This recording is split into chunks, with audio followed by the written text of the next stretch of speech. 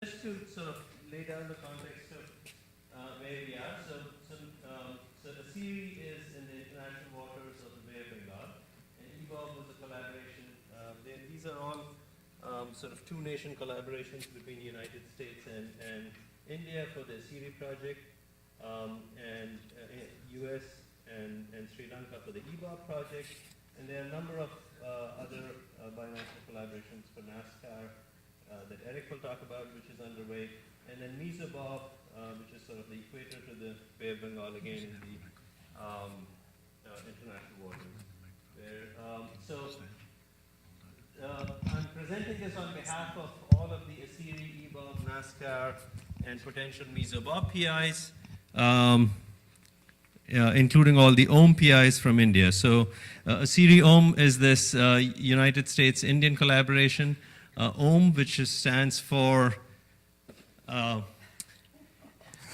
Ocean Mixing and Monsoons, that's on my t-shirt, is funded by the Ministry of Earth Sciences in India, and we have scientists from the ministry here. IIT in Pune is also one of the institutions involved. So there are about 9 or 10 institutions involved in ASIRI from the United States, and there are roughly the same number of institutions involved from our Indian colleagues.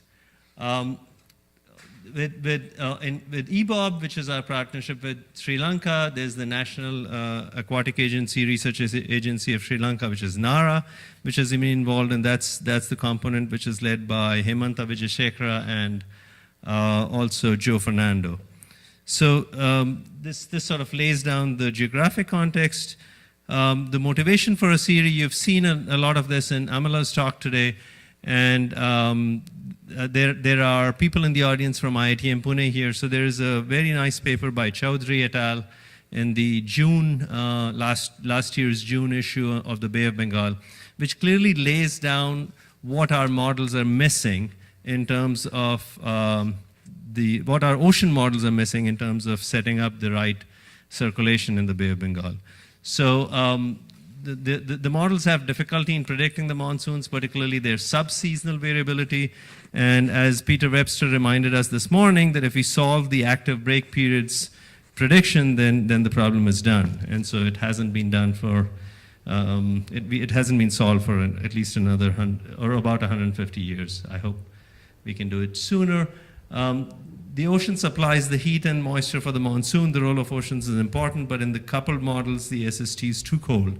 So there are clear biases, and Chowdhury et al. Paper shows that those biases are not only coming from the incorrect river outflow, but that also that mixing processes are involved.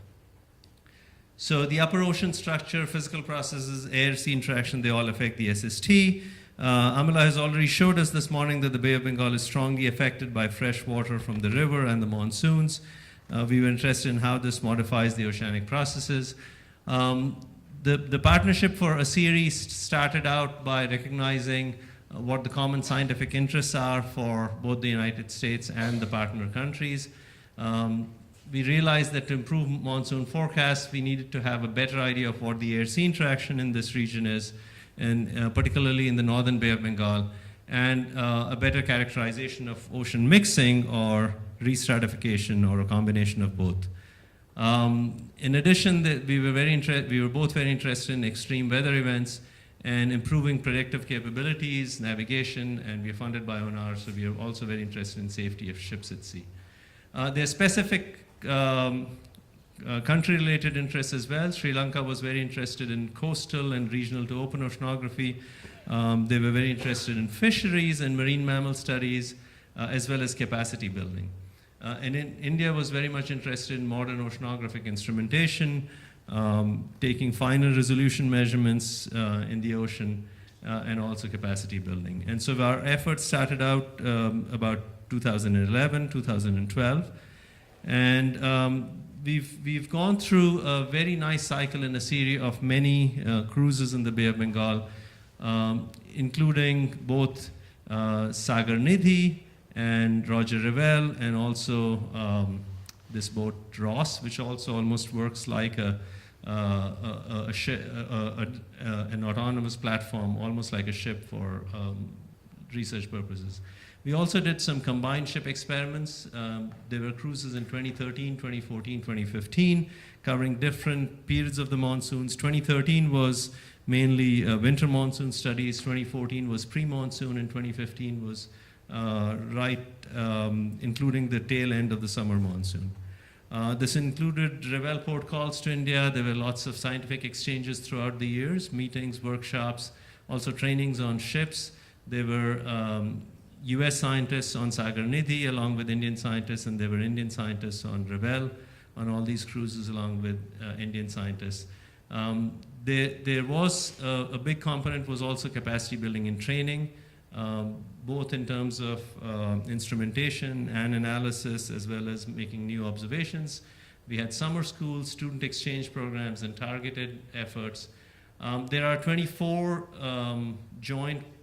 jointly authored articles in this special issue of Oceanography that came out in June of last year. So if you haven't seen it, I would very strongly encourage you to see it. It has some really wonderful first cut results from many of these cruises, and also from moorings, with processes being put in context with Rama moorings as well. So I'll just show you a couple of quick results. These are by no means the only ones. There are many, many other articles that you should look at. Amala talked about these subsurface pools of warm waters, which these cruises have mapped out in great detail, almost at 700-meter resolution or a few kilometer resolution, depending on in what mode we were running. These cruises have shown us complex subsurface structure with fronts. So here you see subsurface warm water underneath this very fresh water from the rivers. There are many, many such examples from both winter cruises as well as summer cruises. Because the air-sea interaction in the northern Bay of Bengal was identified as a key issue that needed to be addressed, we have annual air-sea interaction at an 18 North mooring, which was put out by Woods Hole, and Eric will talk about some of that. There were also Kai pods on Rama moorings, and so this is from Warner et al. Article in the Oceanography Journal, which is showing you an entire sort of annual cycle. I believe this is from the 15 North mooring, and showing you the cyclone Hudhud, or Hudhud as Hudhud as it was called in Hindi, which is captured by this time series. So I also wanted to show you a result from EBOB. This is EBOB used, essentially looked at this region, both east of Sri Lanka and south of Sri Lanka, because south of Sri Lanka is a choke point both for the northern Indian Ocean circulation between the Arabian Sea and Bay of Bengal. If you remember some of the graphics that Amala showed this morning from model results, there's a strong seasonal reversal of the currents around Sri Lanka. And during the winter monsoon, there's a very strong boundary current sort of skirting Sri Lanka, and then during summer, you have the Arabian Sea water going the other way. There are some very clear captures of these currents, both at the surface and subsurface. Surface by many drifter studies, and subsurface by a series of gliders that were flown here east of Sri Lanka and south of Sri Lanka. And there are, again, a series of articles that Hemanta and his colleagues have written about this. So there are new data sets which have revealed boundary currents around Sri Lanka in very nice detail. So here's sort of another look at that, where you're looking at zonal and meridional velocities. And this is actually from Hemanta's long-term observational moorings, deep moorings that he had put in. So this data goes up to, I think, maybe 20 or 50 meters here. There was also biological sampling done. As I mentioned, the Sri Lankan scientists were very interested in fisheries. They also participated along with the US scientists on Roger Revel. In fact, we had at least a couple of cruises with both Indian, Sri Lankan, and US scientists on board Revel. A strong part of these collaborations was also capacity building and analyzing the data jointly. So there were a number of efforts that were put in to make sure that we worked on these data sets together. And again, if you're interested, there are about 23 jointly co-authored articles in this issue, and I'm happy to point you towards that. So Eric, I think you're next. Okay.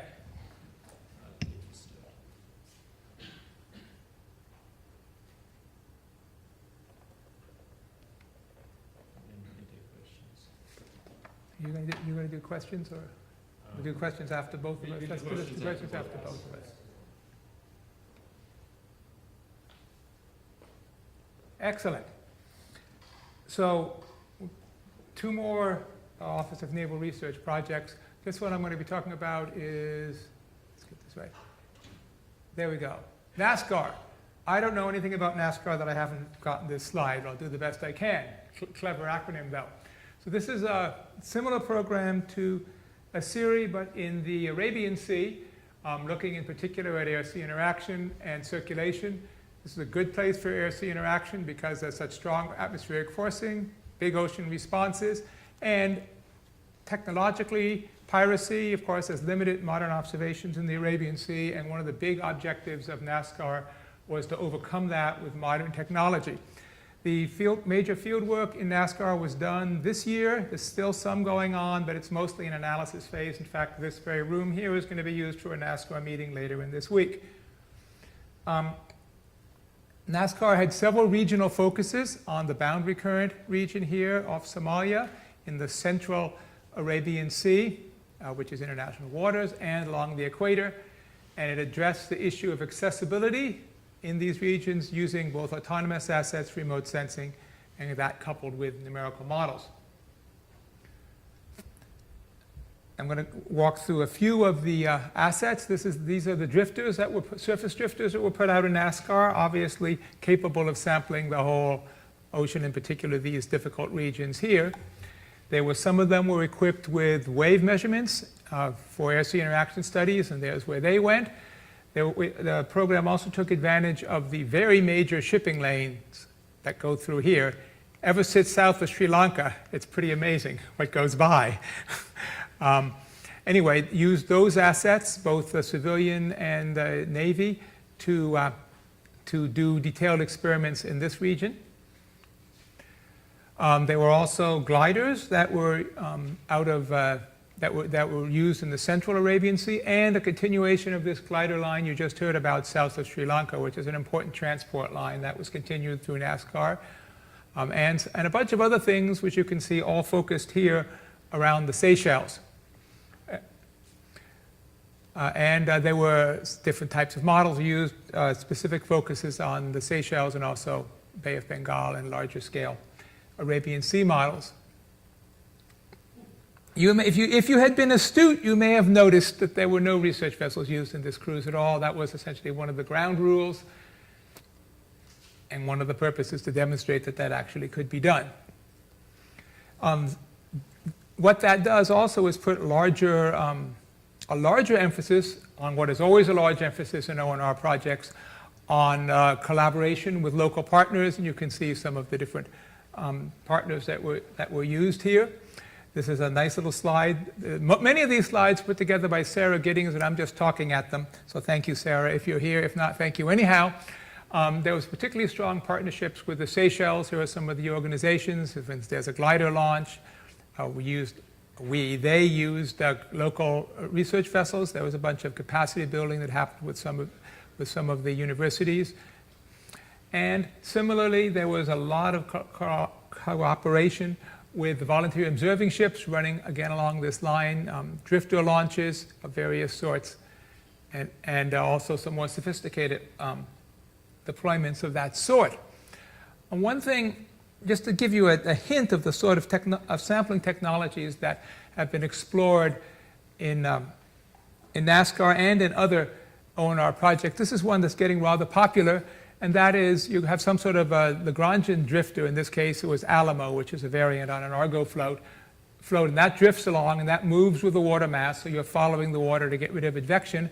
and then you drive some mobile thing, in this case a sea glider, but other platforms have been used around it. So in physical space, these nice smooth lines are the floats, and the wiggly lines are the gliders, but if you put it in the coordinate system of the floats, you get this sort of pattern. So you simultaneously can watch what's happening to this volume of water as it moves along, limiting the large fraction of the advective effects that you get from having strong currents.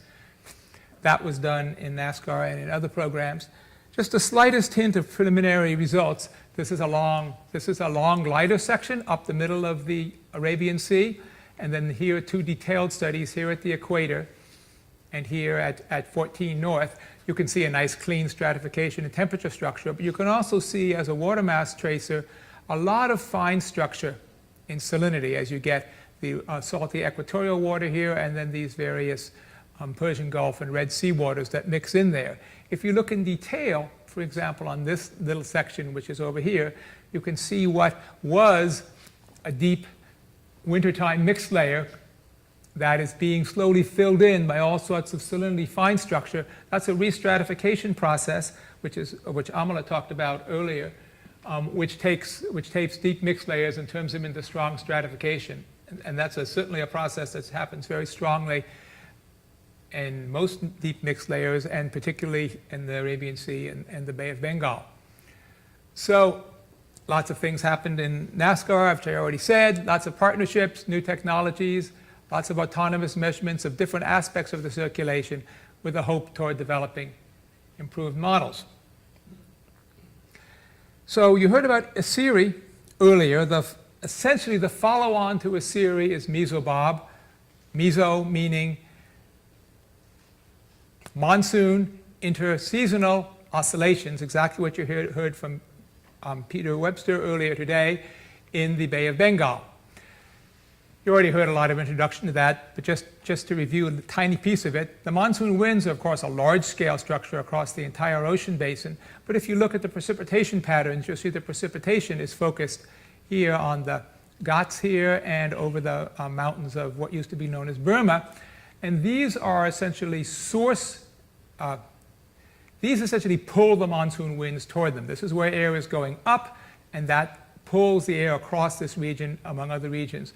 And so you notice that this is very strongly focused in the Bay of Bengal, which is one of the reasons that models of meso fluctuations appear to tell us that the Bay of Bengal is really key for these oscillations.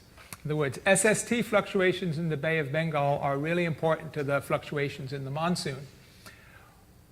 As you also saw from Peter Webster's talk, these meso variations in rainfall move north in a sort of wave-like pattern with these 30 to 60-day cycles, concentrated very much in the Bay of Bengal, although not exclusively there. One of the really interesting results from ASIRI, these are results from a mooring in ASIRI at 18 north, and this is the monsoon period here. This is a whole year. What you can see are these fluctuations in SST, and these fluctuations are in phase with the long-wave radiation and rainfall, which is telling you that there are SST fluctuations that are associated with the monsoon. Theory is telling us that these probably are really important, and they only happen because of the very strong salinity stratification. The only reason you get fluctuations on this time scale is the mixed layers are thin, and the reason the mixed layers are thin is because of all the fresh water there that keeps them thin, as Amala said this morning. So the real focus, the thing we sort of confirmed that in ASIRI, and the focus of mesobob is to try to do that better. One set of working hypotheses for mesobob is to think of these oscillations as an atmosphere-ocean feedback with time lags. In other words, you have SST. If the SST gets warmer, that promotes convection. When it's convecting, it's raining. That changes the air-sea fluxes. And whoops, that was no good. That was so good. That was so nice, wasn't it, for a while? Let's try this again. There we go. Maybe. Come on. That was a good slide. Come on. as I was saying, and I won't push that button again, we are hypothesizing that there's strong feedbacks between the ocean, the atmosphere, mediated by the atmospheric boundary layer, as I was saying before, and these feedbacks have lags. It takes a while for warmer water to make convection, and it takes a while for air-sea fluxes to change the SST. And the combination of feedback and lags is how you get oscillations. So that's the basic idea. The job of Mesobob is to work on this half of the problem, because we're basically physical oceanographers, and we're expecting to work with Indian atmospheric scientists to do this part, and exactly how that's work is a work in progress.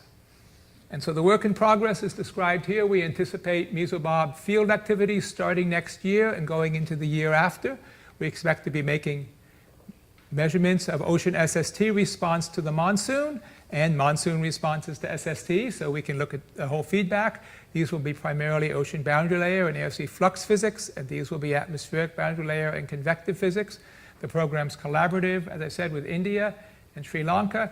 We expect various combinations of cruises, moorings, floats, gliders, drifters, coupled with oceanographic and coupled models. That's that. We'll take questions.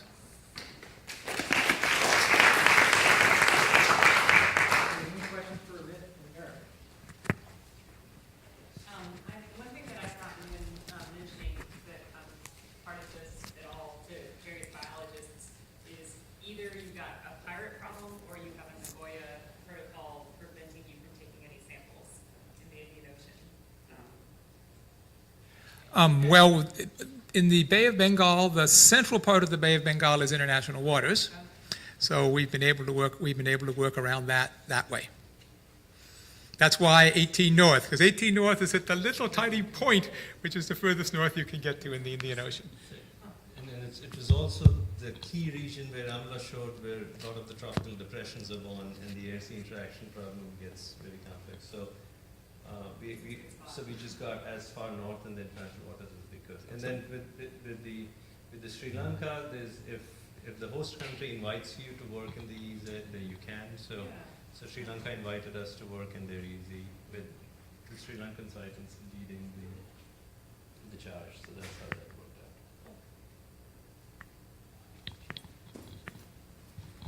out. The first question is for Siri. Do you have any atmospheric component in the field campaign? Not in a series. On the Indian side, there were some radiation measurements that were done by our Indian colleagues, and they are processing that data. Okay. But not on Revel. All right. So that's my second question. So on the besides very serious efforts at air-sea fluxes. Right. So Nothing higher than about 10 meters. Right. So near surface, we have great measurements of air-sea fluxes from the moorings, and also both ship, whatever's done on both ship met towers. Right. So the second question is for both of you. Do we have any colleagues from India who are participating in the atmospheric component of this field program? Here. At this meeting. At this meeting? So at this meeting, we have a modeler. So Dr. Gyanaseelan, he was part of the modeling group, or he is part of the modeling group, I should say. And he's working on the ocean models and the relationship between the interseasonal variability of the, I should let him talk about it, but of the monsoon and also the Indian Ocean circulation. Yeah, so we work on the Indian Ocean model. In fact, to improve the coupled model simulations and the seasonal prediction. Yeah. So on the observation side, we are still trying to set up. As Eric said, Mesobob is very much in the Joe Fernando is making efforts. No, but I think his question was specific to Indian scientists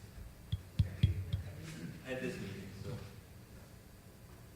Yeah, I think I might have seen one hand up go up over here. Maybe not. Okay, great, thank you. So now I think our next presentation is by Chidong on the years of maritime continents. Again, I want to emphasize to the biologists and the chemists in the audience, be thinking about how our communities can build improved understanding is coming out of these studies and how we can piggyback and collaborate with our physical oceanographic partners and atmospheric scientists.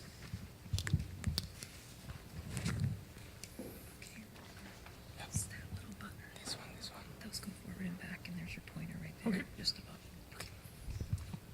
Right, thank you, Riley.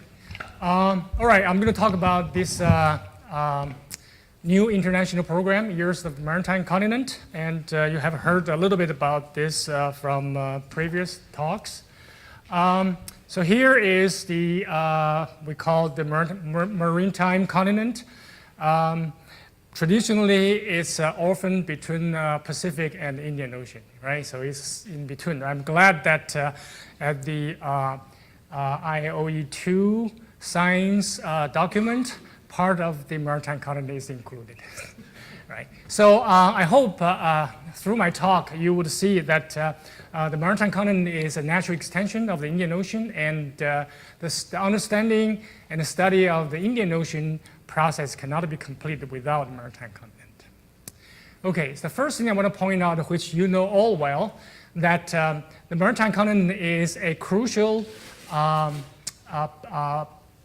point that connect the Pacific Ocean and Indian Ocean through the Indonesian through flow. I don't have to say too much about it. And as you probably also know well, the water property of the surface Pacific Ocean drastically changed after it goes through the Maritime Continent, become cooler, become fresher.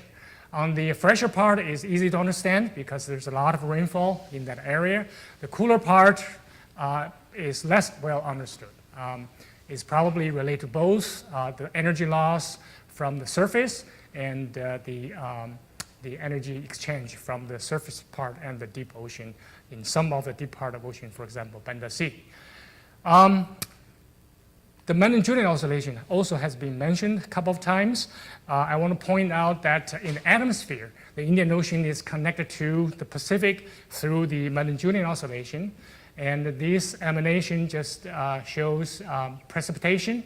You can see the dark blue is the heavy precipitation start from Indian Ocean, gradually propagate eastward through the Maritime Continent into the Pacific.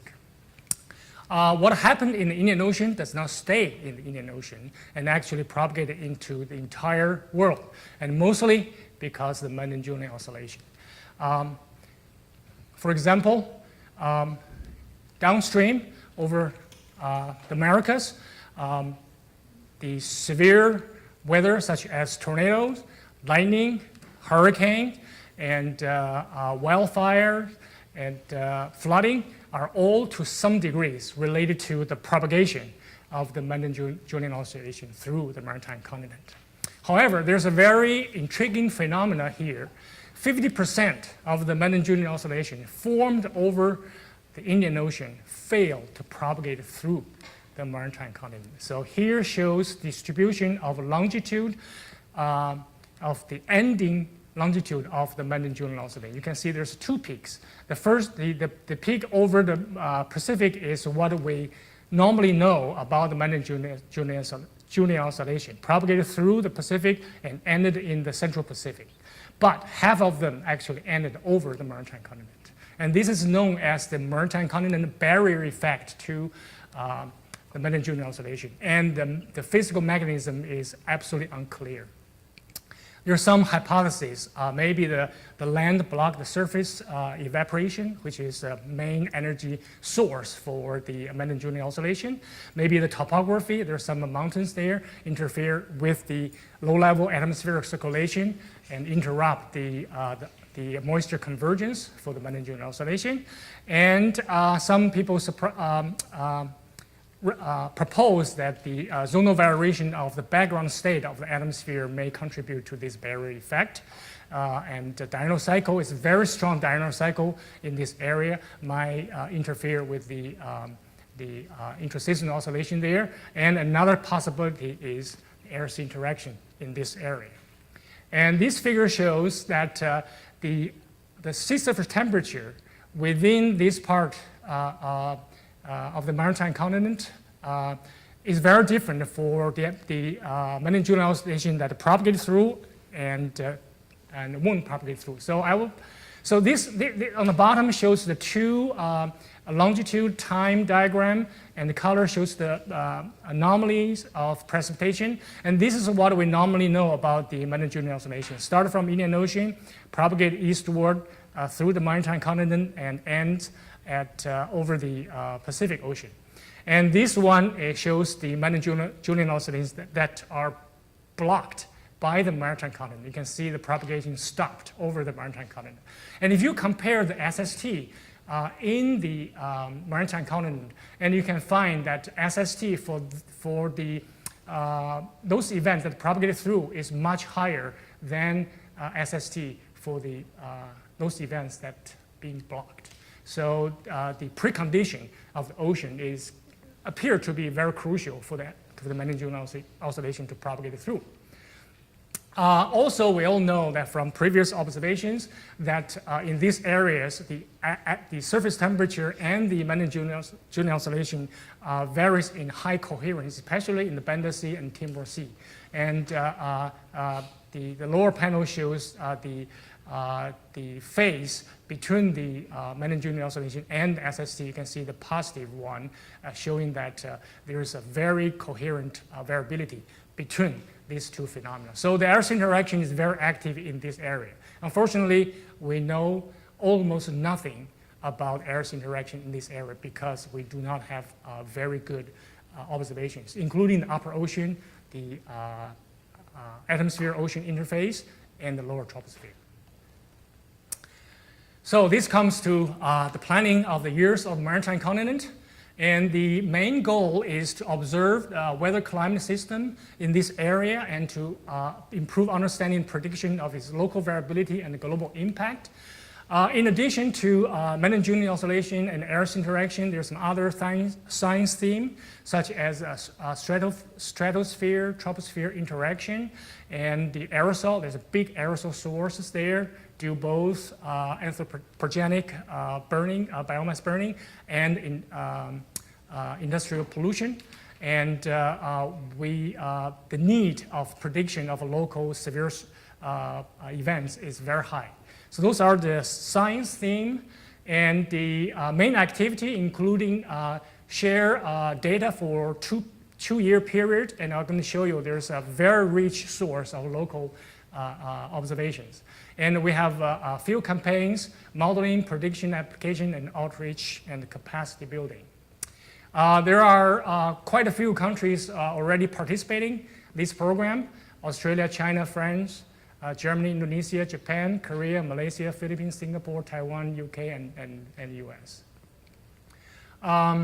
This program is absolutely grassroots movement. We start with the scientists from different countries, and it will go up. And right now it has been endorsed by WCRP, WRP, and CLIVAR. And this is the website. We have two websites that listing the activities, and in the future we're going to post all the data on these two websites. Okay, so what do we do? First of all, this is the different version. Anyway, so we'll have lots of field campaign in this area. The field campaign involve ships, involve aircraft, involve land-based observations such as radars and surface ops. And this is the existing local observing systems, atmospheric soundings, radar, and the surface ops and aerosol measurement. And those are the data that already exist, but they spread among different agencies of the country, among different countries. So the first activity we envision is to convince the local agencies to pull all the data together and make them available for public use. And in principle, all the participating countries in this area agree to do so. This is the location of different type of moorings that will be in place during the YMCA period. And those symbols just indicate what kind of mooring they are. Some of them are subsurface moorings, some are surface, and some of them are both. And again, the idea is to collect all those mooring data and put them together. It's a great challenge, but we're working on that. And on top of that, we'll have some intensive observing period. And those symbols represent the location of the intensive observing period, location. For example, here, ONR support a field campaign next year from August to September, July or August. In this location, it's a one ship and involved with some moorings around. And NASA will contribute an aircraft flying this area. NOAA already support a cruise, and you see the Ron Brown cruise that will come into this area and study Earth's interaction next year in May. NSF support a program and set up a array of observations both in the ocean and overland across the equator to study the atmosphere and oceanic caravan waves. Here is mainly Japanese, has a very extensive observing activities starting December this year. This is still pending proposal. The UK and Australians will team up to set up with a line of observations with both aircraft and the ship and some land-based observations. And there are some other location will be operated by Taiwan scientists. And the Chinese scientists will send numerous ships to the East Indian Ocean and maybe one ship into the Timor Sea. So those are the current planning. And yeah, this is the same, the track that you have seen from Mike Fadden's talk. And we are very excited by these opportunities. Some of the PIs are here. Janet and Kyla will be on this cruise and will study both the upper ocean and the air-sea flux and the atmosphere during this cruise. That's it. Thank you.